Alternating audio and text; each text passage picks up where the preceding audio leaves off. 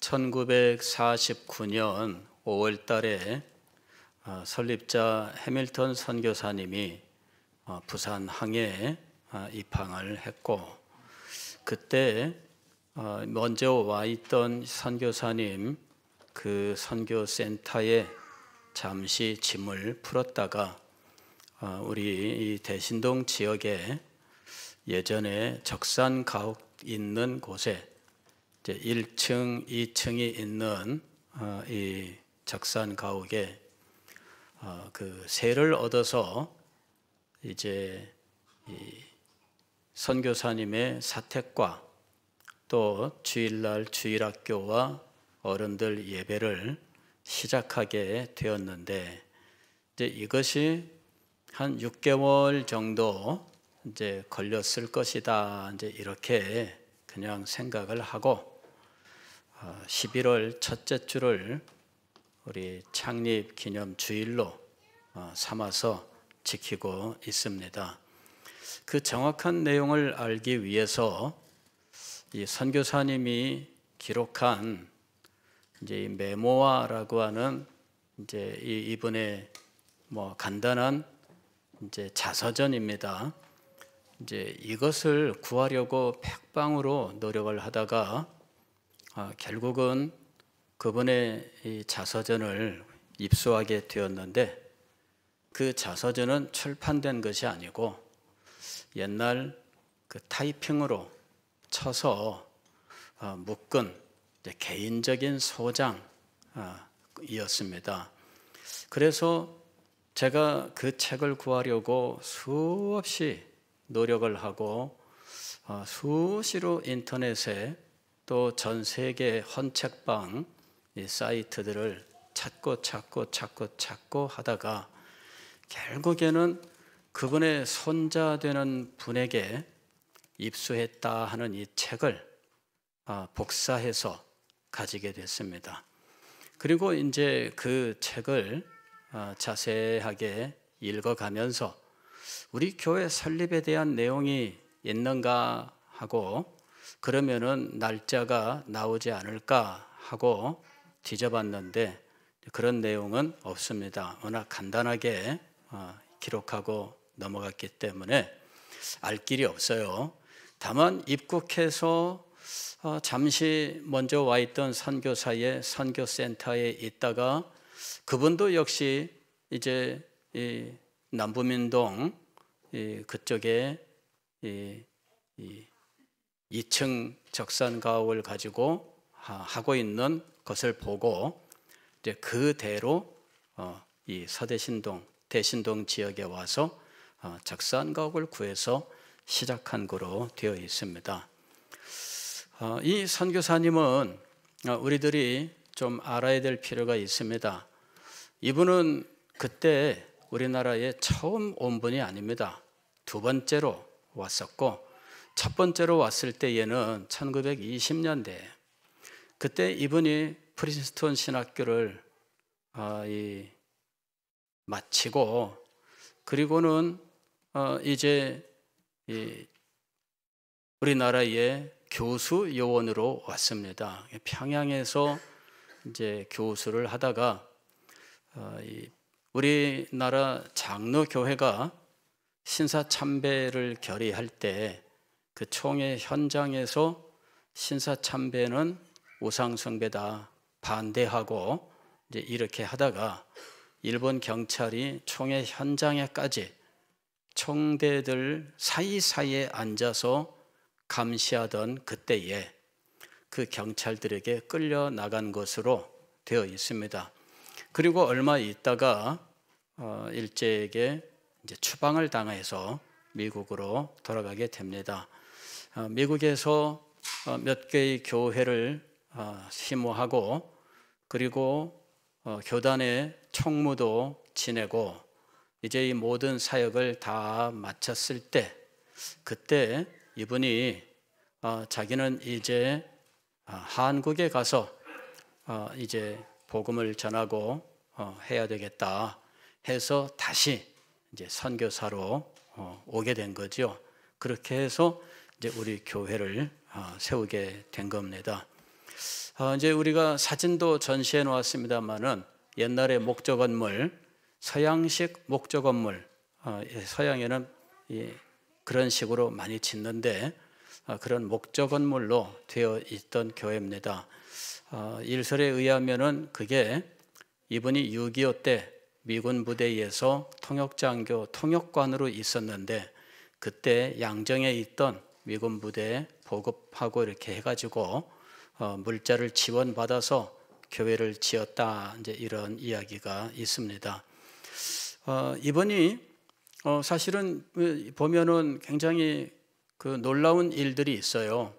이분이 어린 시절에 그 방에 왜 거실에 있는 난로, 이 난로에 이분이 넘어지면서 그만 이 발이 이 불에 튀어서 사실 이 발이 마치 소아마비처럼 정상적으로 성장하지 못하고 이 한쪽 다리를 저는 이제 이런 상황이었습니다. 우리나라에 선교사로 올 때에도 이분은 다리를 저는 사람이었어요. 그런데 하나님께서 얼마나 놀라우신지 한국에 와서 여기에서 의사를 만났는데 수술하면 나을 수 있습니다. 이런 거예요. 미국에 있으면서 뉴욕에 있으면서 아무리 그 병원을 얼마나 다녔나 몰라요. 어머니 되시는 분이 이걸 낫게 하려고 병원에 많이 데리고 갔는데 미국에서는 고칠 수가 없었대요.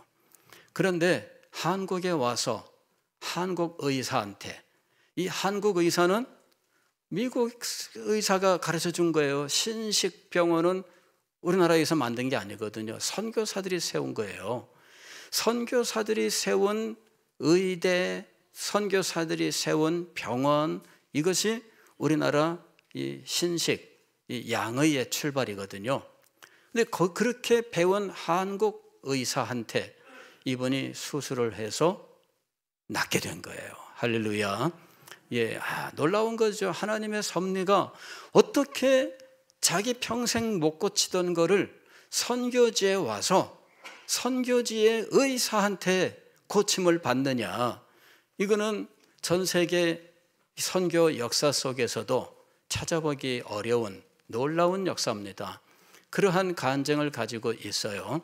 한국에 와서 이제 사역을 시작했는데 사실 미국에 가서는 한국어 쓸 일이 없었어요. 그래서 잊어버리고 있었는데 와서 한국 사람들을 만나니까 한국말이 나오더래요. 그래서 한국어를 사용하지 못한 채 10몇 년을 지낸 거예요. 추방을 당하고 미국 가서 살다가 49년에 왔으니까 15년 이상 이분이 한국말을 안 쓰고 살았는데 와보니까 한국말이 되더라 하는 거죠. 그분의 그 유교 간증도 있어요. 그 세계 교회 일치 운동을 하면서 사실은 이제 이 복음을 순수하게 전하지 못하게 되는 상황 때문에 이분은 안타까워하다가 미국에서 어떤 강사를 청하는데 이분이 문제가 있는 강사예요. 그래서 주최하는 선교부에 이 문제를 이제 지적하기 위해서 서울에 올라가요. 서울에 올라가서 담당자들을 만나고 그날 밤으로 이제 그 다음 날 기차를 타고 부산으로 돌아오려고 했는데 급하게 그냥 오늘 밤으로 가야지 하는 마음이 들더래요. 그래서 서울에 일 보고 나서 급하게 기차표를 이렇게 알아봐 가지고 어렵게 겨우 이 기차표를 구해 가지고 이제 밤차를 타고 부산으로 내려오는 거예요. 그런데 그 내려오는 사이에 유교가 터진 거 있죠. 그래서 이분은 아마 그대로 서울에 있었으면 아마 또 다른 어떤 상황으로 흘렀을 텐데 이분은 이제 이 유교가 터지는 그 새벽에 이제 부산에 도착을 한 거예요. 그러고 나니까 전쟁이 났다 이렇게 된 거죠. 그래 전쟁이 나면 외국인들은 그 자기네 나라 대사관에서 조치하는 게 있어요. 먼저 미국 국민들을 일단 무조건 다 한자리에 모으고 그 다음에 일본으로 다 보낸 거예요.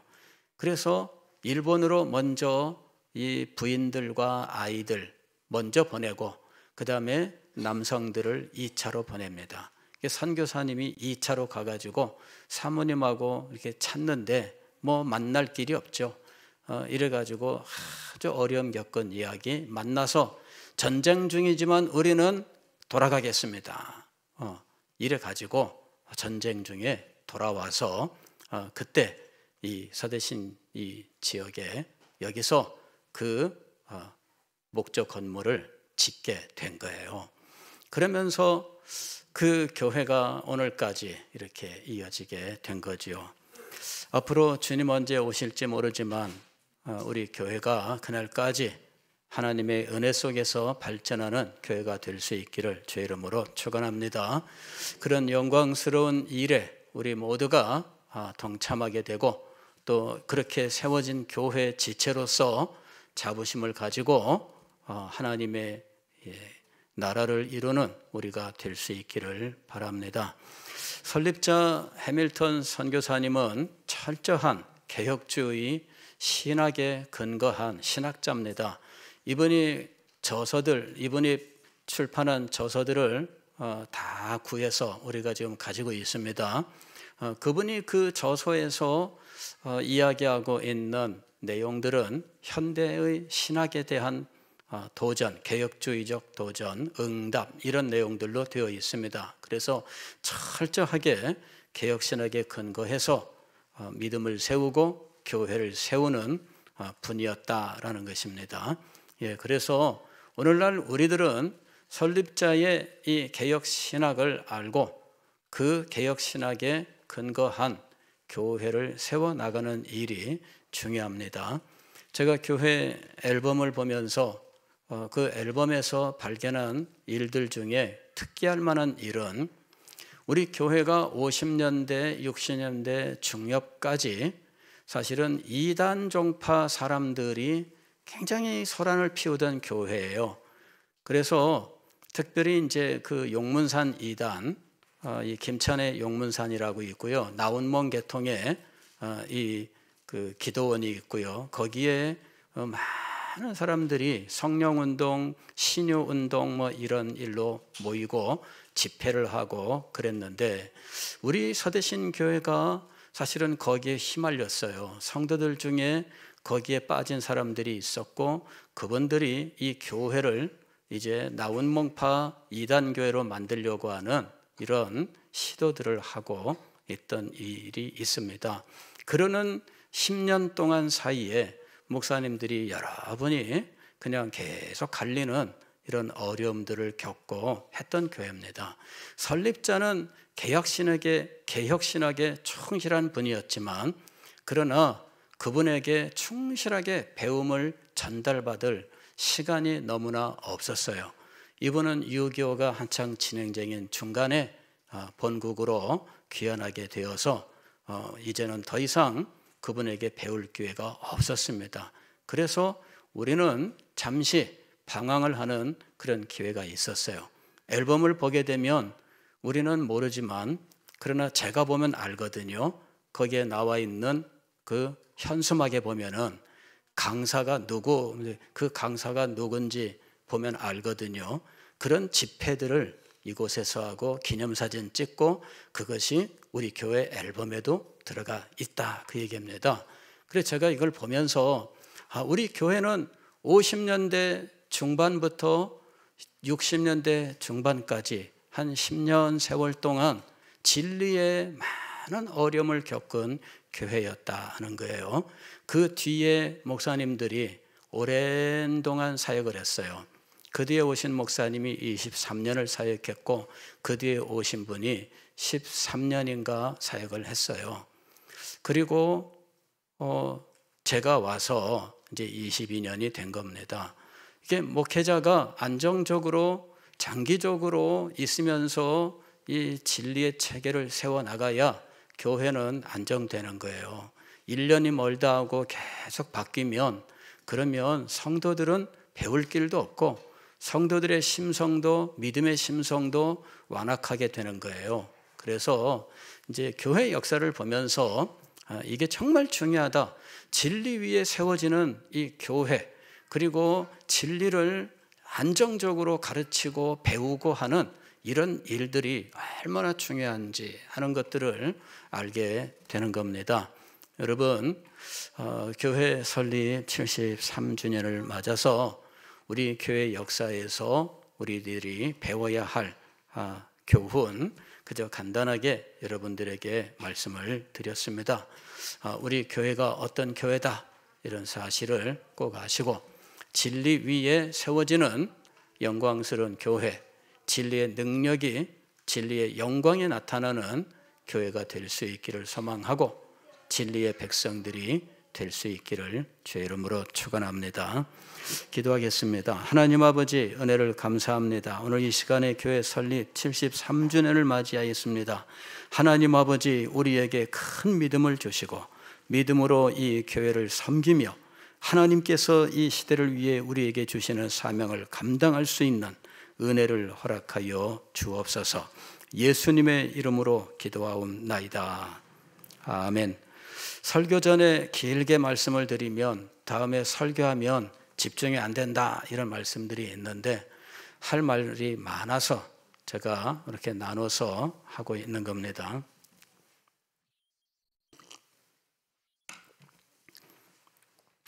지금 우리는 하나님의 나라에는 작은 자가 없다라는 제목으로 작은 자 컴플렉스를 벗어버리자 하는 말씀을 생각하는 중에 있습니다. 많은 분들이 나는 안 돼, 나는 할 수 없어, 내 삶은 왜 이럴까, 나에게는 왜 이런 실패와 좌절만 있을까, 이런 마음으로 답답해하고 안타까워하는 일들이 참 많습니다. 또 기도는 하지만 왜 나는 기도에 응답이 없을까? 왜 이 기도는 응답이 안 되고 벌써 10년이 지났다, 20년이 지났다, 이러는 분들도 많이 있습니다. 낙심하고 실망하고 때로는 절망하는 일들이 있습니다. 어떤 분들은 말씀을 듣지만 그러나 말씀이 마음에 역사하지는 않아요.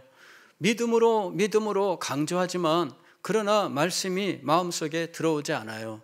왜냐하면 이런 작은 자 컴플렉스가 말씀을 계속해서 마음 밖으로 몰아내기 때문입니다. 그래서 분명히 들었지만 그 마음에서 이 말씀은 역사하지 않아요.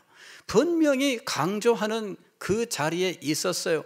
그때 아멘 하라고 해서 할 수 없이 아멘은 했는데 마음속에 들어오지는 않아요. 도대체 무엇이 문제일까 하는 것이죠. 오늘 우리는 이 말씀을 들으면서 확실하게 마음에 자기 자신에게 선포해야 돼요. 너는 작은 자가 아니다. 이것을 자기 자신에게 가르쳐 줘야 돼요. 누가 가르쳐 주겠습니까? 물론 목사님이 가르치겠죠. 그러나 자기가 목사님의 가르침을 받아 자기 자신에게 가르치지 않는다면 이 교훈은 자기에게 작용하지 않는 거예요. 말씀을 들을 때마다 여러분은 제게 배운 것을 여러분 스스로에게 가르칠 수 있기를 바랍니다. 다른 사람에게 배우는 것이 아니라 자기 자신에게 배우는 거예요. 시편을 보게 되면 시인 중에 어떤 분은 내 영혼아 이렇게 말하는 부분들이 나와요. 이게 자기를 가르치는 부분이에요. 내 영혼아 너는 이렇게 이야기합니다. 다른 사람이 하는 말이 아니라 자기 스스로에게 자기 자신이 하는 말입니다. 이것이 아주 중요해요. 여러분은 말씀을 듣는 동안에 자기 자신에게 말씀을 하셔야 돼요.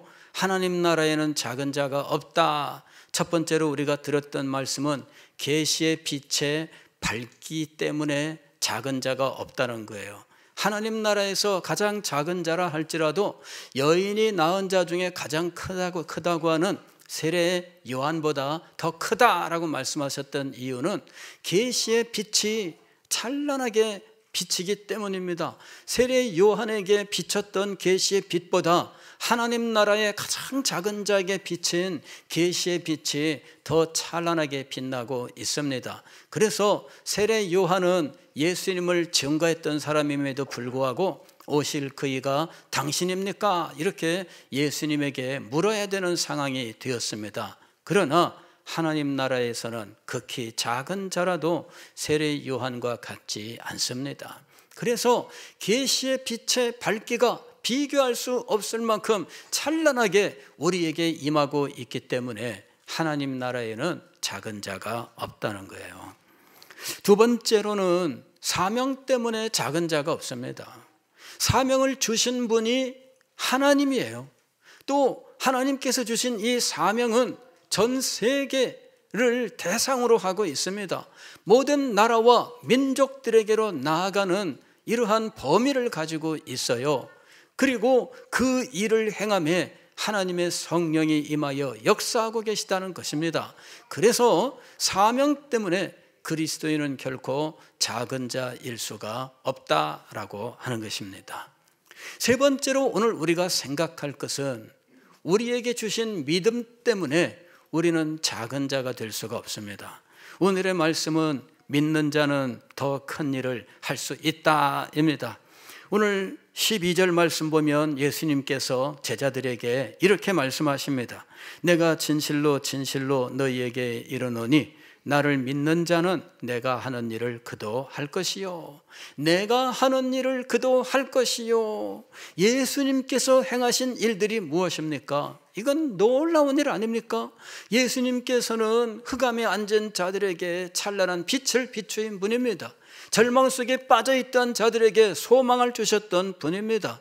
이 세상의 삶에 지치고 넘어진 자들에게 내가 너희를 쉬게 하리라, 다 내게로 오라, 그들을 일으켜 세우시고 그들에게 힘을 주시고 그들을 보내셨던 분입니다. 세상에서는 작고 보잘것도 없던 자들이지만 예수님께서는 그들을 부르셔서 그들을 세상이 감당치 못할 하나님의 사람으로 만드셨던 분입니다. 그분이 말씀하실 때 귀신도 도망가고, 그분이 말씀하시니 안진병이가 일어나고, 그분이 말씀하시니 중풍병자가 고침을 받게 되었습니다.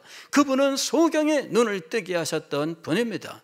그분이 하는 일을 우리도 할 수 있다, 아니 믿는 자가 할 수 있다, 이렇게 말씀하시는 것입니다. 믿는 자가 얼마나 영광스러운 존재인지 모르겠습니다. 내가 진실로 진실로 너희에게 이르노니, 여기 진실로 진실로 이렇게 두 번 반복되고 있는데, 이 진실로를 두 번 반복하는 원리가 있어요. 진실로로 번역된 헬라어는 아멘입니다. 내가 아멘 아멘 내가 너희에게 말하노니 하면서 아멘을 두 번 반복합니다. 이건 무엇이냐면은 지금부터 하는 말은 아주 너희들이 진정으로 마음에 받아야 되는 거다, 그러면서 강조하고 있는 거예요. 진실로 진실로 아멘 아멘 아멘 아멘 이러시면서 주님께서 이렇게 말씀하신 거죠. 나를 믿는 자는 내가 하는 일을 그도 할 것이요. 더 나아가서 엄청난 말씀이 기록되어 있습니다. 또한 그보다 큰 일도 하리니 그랬습니다. 그보다 큰 일도 하리니, 우리가 예수님보다 더 큰 일을 한다? 감히 어찌 그렇게 생각인들 할 수 있겠습니까? 정상적이라면 우리는 그렇게 생각하지 못해요. 그렇게 말도 할 수 없습니다. 그러나 주님께서는 말씀하고 계시는 거예요. 그보다 큰 일도 할 것이다. 예수님께서는 갈릴리와 사마리아와 유대와 예루살렘, 이렇게 예루살렘을 향해 오시며 사역을 하셨습니다. 그러나 이제 믿는 자는 예루살렘, 유대, 사마리아 땅끝으로 나아가는 사역자가 되는 것입니다. 그리고 그들은 온 세계로 나아가서 이제 예루살렘에서 한 줌밖에 안 되는 사람들, 유대인들이 두려워 다락방에 숨어있던 사람들, 이런 사람들이 오늘날 전 세계에 얼마나 창대하게 되었는지 모릅니다. 예수님께서 말씀하신 대로 이보다 더 큰 일을 하겠다 하신 그대로 더 큰 일들이 이루어졌던 것입니다. 믿는 자에게 주님께서 이렇게 놀라운 일들이 있다는 사실을 말씀하고 있는 것입니다. 그러나 수많은 사람들이 이 말씀을 믿지 못해요. 그 현장에 있었던 빌립도 예수님에게 말씀을 합니다. 예수님께서 내가 곧 길이요 진리요 생명이니 나로 말미암지 않고는 아버지께로 갈 수 없느니라. 그러면서 나를 본 자는 아버지를 보았다 그러는데, 이 빌립이 예수님 아버지를 보여주십시오. 그래 예수님께서 말씀하신 거예요. 나를 본 자는 아버지를 보았느니라. 너는 왜 믿지 않느냐?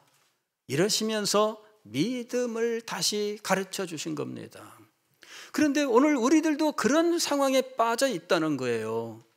나는 믿음이 없습니다. 이렇게 생각을 해요. 나는 믿음이 없습니다. 그때마다 여러분, 예수 그리스도께 자신의 믿음 없음을 고백했던 한 아버지의 기도를 생각하셔야 돼요. 귀신 들린 아들을 데리고 예수님께 찾아왔으나 예수님은 안 계시고 제자들만 있어. 제자들이 우리가 해줄게요. 그리고 귀신아 물러가라 그랬더니 귀신이 그냥 안 나가고 버티고 더 난리를 피우니 이 아이는 더 비참한 상황으로 떨어집니다. 그래서 난리가 난 상황인데 예수님께서 오셨어요. 예수님께서는 내가 언제까지 너희와 함께 있어야 하느냐? 믿음이 적은 자들아. 그때 이 아버지가 예수님에게 이렇게 얘기합니다. 주여, 할 수 있거든 제 아들을 고쳐주소서. 예수님께서 이렇게 대답하셔요. 할 수 있거든이 무슨 말이냐? 믿는 자에게는 능히 하지 못할 일이 없느니라. 할 수 있거든이 무슨 말이냐? 믿는 자에게는 능히 하지 못할 일이 없느니라. 그렇게 말씀하셨던 거예요. 그랬더니 이 아버지가 재빨리 말을 받아서 주여 믿나이다 이렇게 얘기했어요. 그런데 그 다음에 무슨 말을 덧붙이냐면 나의 믿음 없는 것을 도와주소서. 믿는다고 얘기해놓고 믿음 없는 것을 도와주소서. 이 아버지가 얼마나 다급하면 믿는 자에게는 능히 하지 못할 일이 없느니라 하는 주님의 말씀을 듣고 그는 믿습니다 하고 막 외쳤지만, 그러나 자기 속마음으로는 자기가 믿음이 없다는 걸 알아요. 그래서 예수님에게 주여 나의 믿음 없는 것을 도와주소서. 우리 주님께서는 이 아버지를 불쌍히 여기셨습니다. 이 아버지의 이 어쩔 수 없는 모습, 그는 믿고 믿음으로 이 아들을 고침받고 싶어하고 있습니다. 그러나 자신은 믿음이 없어요. 그래서 예수님에게 솔직하게 말씀을 드렸습니다. 주여 나의 믿음 없는 것을 도와주소서. 주님께서 이 아이의 귀신을 쫓아내시고 아이를 온전케 하셨습니다. 이 아버지는 그의 기도에 응답을 얻게 되었습니다. 이 아버지의 믿음은 어떤 믿음일까요? 겨자씨 믿음이라고 말할 수 있을까요? 주님께서는 믿음의 크기에 대해서 말씀하지 않으시고 단지 믿음에 대해서 말씀하셨다는 사실을 우리가 기억을 해야 됩니다. 우리는 항상 믿음의 크기를 가지고 이야기해요. 누구는 큰 믿음, 누구는 작은 믿음. 그러나 주님께서는 믿음을 가지고 말씀하셔요. 겨자씨만한 믿음에 대해서 마태복음 21장에서 말씀하셨습니다. 만일 너희가 믿음이 있고 의심하지 아니하면 이 무화과 나무에게 된 이런 일만 할 뿐 아니라 이 산더러 들려 바다에 던져지라 하여도 될 것이요. 믿음이 있고 의심하지 아니하면 이 산더러 들려 바다에 던져지라 하여도 된다 이렇게 말씀하신 거예요. 이 말씀은 또 다른 곳에서 또 말씀하셨어요. 마태복음 17장에서 예수님께서 겨자씨만한 믿음에 대해서 말씀하시면서 너희의 믿음이 겨자씨만한 믿음만 있다 할지라도 이 산더러 들려 저 바다에 빠지오라 하여도 그대로 될 것이다 그랬어요. 산을 옮기는 믿음, 우리는 그 정도 하려면 엄청난 큰 믿음이어야 한다고 생각해요. 그러나 주님께서는 엄청난 큰 믿음이 아니라 믿음 그 자체를 말씀하시는 거예요. 아무리 작아도 믿음은 믿음이에요. 겨자씨만한 믿음이라 할지라도 우리는 항상 어디에 초점을 맞추느냐 하면 겨자씨에 초점을 맞춰요. 크기에 초점을 맞춰요. 그러나 주님께서는 믿음에 초점을 맞추고 계시는 거예요. 우리들이 믿는 자라면 이 믿음을 당연히 가지고 있어요. 물론 우리는 믿음의 크기는 사람에 따라서 다양할 수밖에 없습니다. 그러나 우리는 믿는 자라고 하는 것이지요. 믿음이 있는 자에게는 하나님의 역사가 있습니다. 믿음이 있는 자에게는 놀라운 은혜가 있습니다. 믿는 자는 낙심하고 실망하고 포기하고 절망할 이유가 없다 하는 것입니다. 그런데 이렇게 말씀을 드려도 결국 안 믿는다는 거죠. 이게 문제입니다. 저는 오늘 우리 자녀들, 중고등부, 우리 유초등부 자녀들 오늘의 말씀을 꼭 기억하십시오. 믿음이 있는 자는 결코 작지 않아요. 믿음이 있는 자는 예수님께서 말씀하셨던 것처럼 내가 하는 일을 할 것이요 또한 그보다 큰 일을 한다. 이 말씀을 여러분 마음속에 꼭 기억하십시오. 여러분의 인생의 어느 순간에 이 말씀이 여러분을 지켜주게 될 거예요. 여러분의 인생의 어느 순간에 여러분이 꼭 이루고 싶은 어떤 일이 일어나게 될 때에 이 말씀이 여러분의 그 일을 성취하게 할 것입니다. 여러분에게 이 말씀이 어떻게 역사할지 모르지만 그러나 여러분 그 말씀을 여러분들이 마음에 새겨 놓으십시오. 그리고 주님 앞에 이 말씀을 붙들고 살아가기로 기도하세요. 주님께서 여러분의 인생의 어느 순간에 이 말씀으로 여러분들을 구원하시고 여러분의 삶을 붙들어 일으켜 세우시게 될 것입니다. 여러분, 믿는 자는 결코 작은 자가 아닙니다. 믿는 자는 큰 일을 하는 사람입니다. 믿는 자는 영광스러운 일을 하는 사람입니다. 믿는 자는 예수님께서 행하신 영혼 구원의 사역, 하나님의 나라의 일을 하는 사람입니다. 그러나 더 큰 일을 행할 수 있도록 주님께서 역사하는 사람입니다. 오늘 우리는 스스로 작다고 생각하고 스스로 포기하거나 절망하지 않아야 되겠습니다. 우리가 믿는다면 그 믿음이 겨자씨만큼밖에 안 된다 할지라도 그 믿음은 산을 움직이는 믿음이라고 하는 사실을 꼭 기억할 수 있기를 바랍니다. 저도 참 말씀을 참 준비하면서 저 스스로를 참 많이 돌아봅니다. 나도 세상의 원리와 세상의 이치에 갇혀서 이 믿음의 원리를 믿지 못한 채 살고 있지 않느냐. 그리고 앞으로 생애가 이런 믿지 못하는 삶이라면 나의 생애는 비참하게 될 것이다 하는 생각을 갖게 되었습니다. 사랑하는 성도 여러분, 우리의 생애는 복되고 영광스러운 생애가 될 수 있습니다. 믿음이 있다면 우리는 결코 작은 자가 아니며 실패자가 아니며 그의 삶은 반드시 승리하는 삶이 될 줄로 믿습니다. 기도하겠습니다.